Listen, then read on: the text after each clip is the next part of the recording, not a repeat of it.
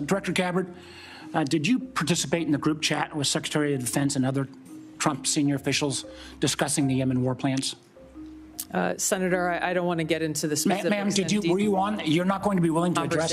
So you're not, are you denying, Matt, will you answer my question, ma'am? You were not TG on this group chat? I'm not going to get into the specifics. So you refuse to acknowledge whether you were on this group chat? Senator, I'm not going to get into the specifics. Why are you going to get into the specifics? Is it because it's all classified? Because this is currently under review by the National Security Council. Because it's all classified? If it's not classified, share the text now. One of the things that I was briefed on very early, Senator, was by the CIA records management folks about the use of Signal as a permissible work use. It is. That is a practice that preceded the current administration to the Biden administration. Ratcliffe. There was no classified material that was shared in that. So then if there was no classified material, share it with the committee. You don't insult the intelligence of the American people. Did he invite himself to the Signal thread?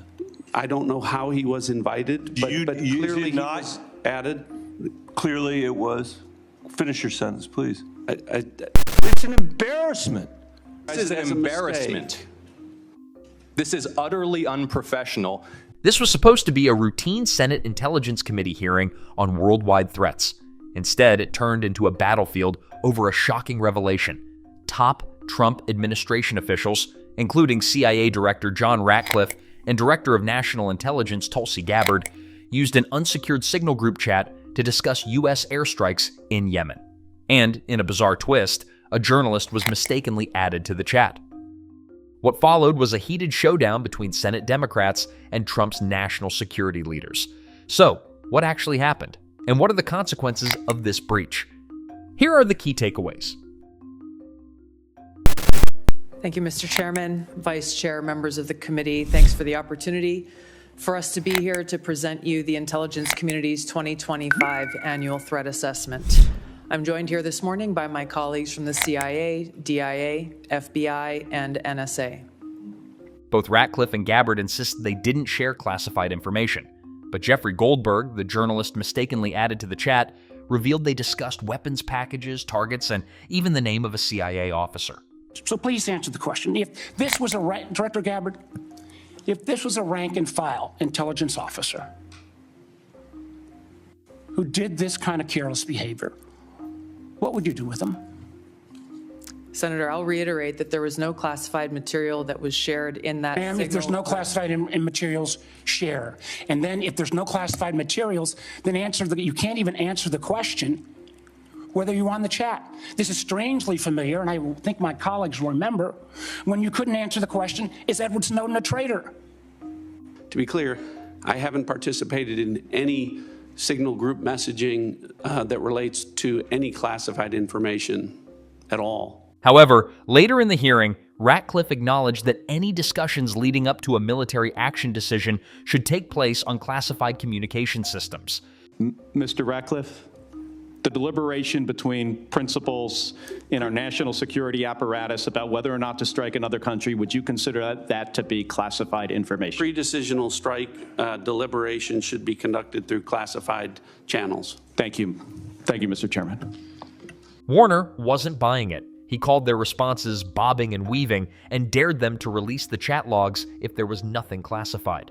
There was no classified material that was shared in that. So then if there was no classified material, share it with the committee. You can't have it both ways. These are important jobs. This is our national security. Warner also pointed out that Gabbard had recently posted on social media about the administration's intent to prosecute individuals who leak national security information. Director Gabbard, I'm going to give you this. Tweeted just 11 days ago, and I'm quoting you. Any unauthorized release of classified information is a violation of the law and will be treated as such. So if this information is classified, what are you going to do? Senator, 2 points here. First of all, there's a difference between inadvertent release versus careless and sloppy, malicious leaks of classified information. The second point is There was no classified information that was on Then the the Information Signal Committee group should get chat. that information. Director And the Patel, National Security Director Council Patel, has my time's reviewed about out, how and I'm this going to use occurred. my 12 seconds up.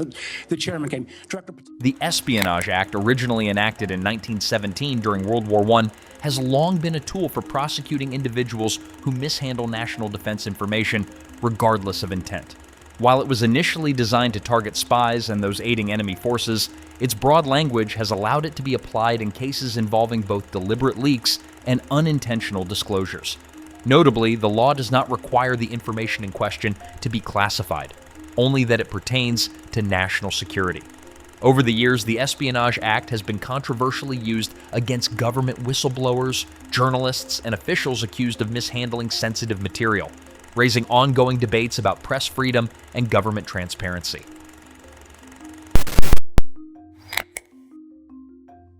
From the moment the hearing started, Democrats were on the attack by sharply criticizing Trump officials for their recklessness, ranging from the blatant security lapse of including a journalist in sensitive discussions to the misuse of Signal for deliberating a high-stakes military operation. He also warned of the grave risks posed to U.S. service members if the details had been intercepted by foreign adversaries.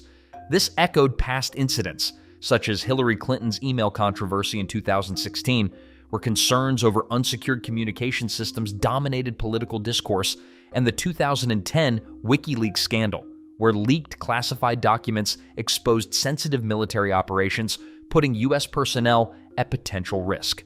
Warner framed the Signal breach as yet another example of the Trump administration's disregard for security protocols, reinforcing the Democratic argument that such carelessness could have dire consequences.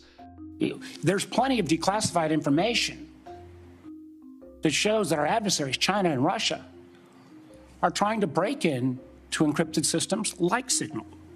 Warner slammed the Trump administration's careless, incompetent behavior and said any military officer who pulled this stunt would be fired on the spot. Or an intelligence officer, and they had this kind of behavior, they would be fired. Senator Bennett called it an embarrassment, adding, This sloppiness, this incompetence, this disrespect for our intelligence agencies and the personnel who work for them is entirely unacceptable. It's an embarrassment. Even Senator John Ossoff hinted that perjury could be on the table if Gabbard and Ratcliffe weren't being truthful. Ossoff sharply criticized Gabbard and Ratcliffe, voicing frustration with their evasive responses and hinting that there could be serious repercussions if their testimony was found to be misleading. This is utterly unprofessional. There's been no apology. There has been no recognition of the gravity of this error. And by the way, we will get the full transcript of this chain, and your testimony will be measured carefully against its content. Thank you, Mr. Chairman. Pressed on whether she was in the chat, Gabbard refused to answer, only saying she was overseas at the time. But when Senator Jack Reed pushed her to confirm whether she used a personal or official phone, she dodged again. I won't speak to this because it's under review by the National Security Council. Once that review is complete, I'm sure we'll share the results with the committee. What is under review? It's a very simple question. Are you a private phone or an officially issued phone? What could be under review? National Security Council is reviewing all aspects of how this came to be, how the journalist was inadvertently added to the group chat, and what occurred within that chat across the board. At multiple points, both Gabbard and Ratcliffe dodged questions regarding classification procedures, repeatedly shifting responsibility to the Department of Defense, which oversees the classification of war plans. So I understand that DoD policy prohibits discussion of even what is called controlled unclassified information, or CUI, on unsecured devices. Are both of you aware of that DoD policy? I haven't read that policy. Not familiar with the DoD policy, but I would say that the Secretary of Defense is the original classification authority for DoD in deciding what would be classified information. At another moment, when Gabbard stated she would defer to the Defense Department, Senator Angus King reprimanded her for sidestepping responsibility. Well, you're the head of you're the head of the intelligence community. You're supposed to know about classifications. So your testimony very clearly today is that nothing was in that set of texts that were classified.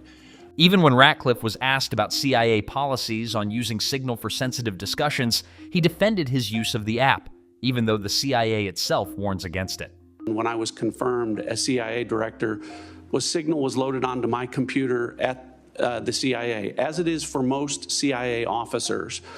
One of the things that I was briefed on very early, Senator, was by the CIA records management folks about the use of Signal as a permissible work use. It is.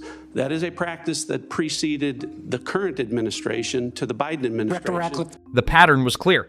When faced with direct questions, Trump's security leaders either sidestepped, deferred, or claimed the issue was under review.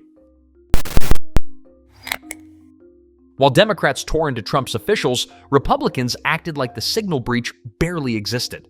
The field office, along with other federal, state, and local law enforcement agencies, have arrested nearly 300 immigrants in my state in 2025 so far. Could you provide some color about the nature of the threat these illegal immigrants have posed, not just to Arkansas, but our nation, perhaps including some of the details of the horrific offenses they've committed against the American people? Thank you, Mr. Chairman. Mr. Vice Chairman. Witness will suspend. The greatest threat to global security is Israel, and the whole world knows it. Stop funding Israel! Stop funding Israel! Stop funding Israel! Stop funding Israel! So that protester was a code pink lunatic. Committee Chair Tom Cotton opened the hearing by steering the discussion toward immigration, asking officials to outline details of the horrific offenses migrants have committed against the American people. Most Republicans followed suit, focusing on China, Russia, Iran, and fentanyl.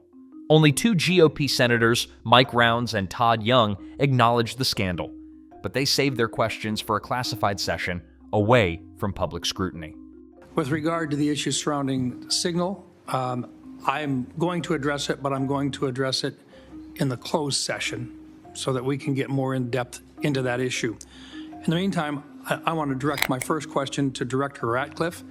I'll be asking some follow-up questions, clarifications about this Signal episode in a closed setting, and try and work with all of you to bring clarity to that situation. It appears to me there's some unanswered questions. It'll take some time, I think, to get there in a more dispassionate setting. So what now? Warner has called for National Security Advisor Mike Waltz and Defense Secretary Pete Hegseth to resign over the breach. Trump, so far, is standing by them, but the pressure is mounting. Doing a great job. He had nothing to do with this. Hegseth. How do you bring Hegseth into it? He had nothing to do. Look, it's all a witch hunt. Here we are talking about some of the greatest business deals ever made. The greatest companies in the world are moving into the United States, and you want to ask about whether or not Signal works. I don't know that Signal works. I think Signal could be defective, to be honest with you. And I think that's what we have to, because you use Signal, and we use Signal, and everybody uses Signal, but it could be a defective platform, and we're going to have to find that out. And with a full transcript of the chat set to be reviewed, the real question is, did Gabbard and Ratcliffe lie under oath? If so, this isn't just an embarrassment, it's a legal disaster waiting to happen. Of course I didn't see this loser in the group. It looked like someone else. Here to do. Nobody's texting war plans. Well, I noticed this morning, out came something that doesn't look like war plans. You're talking about a deceitful and highly discredited so-called journalist. If there was anyone other than Hillary Clinton, they would be in jail right now. Correct. For what has been done. Because the assumption is in the intelligence community, if you are using unclassified means, there is the potential for and likelihood that foreign governments are targeting those accounts and gathering intelligence from them. The exposure of American sensitive information to foreign intelligence agencies by communicating in an insecure manner is incompetence, it is malpractice, it's inexcusable. Did you ever try to start a group text? You're adding people and you accidentally add the wrong person. All of a sudden your Aunt Mary knows all your raunchy plans for the bachelor party. Well, that kind of happened today with the Trump administration.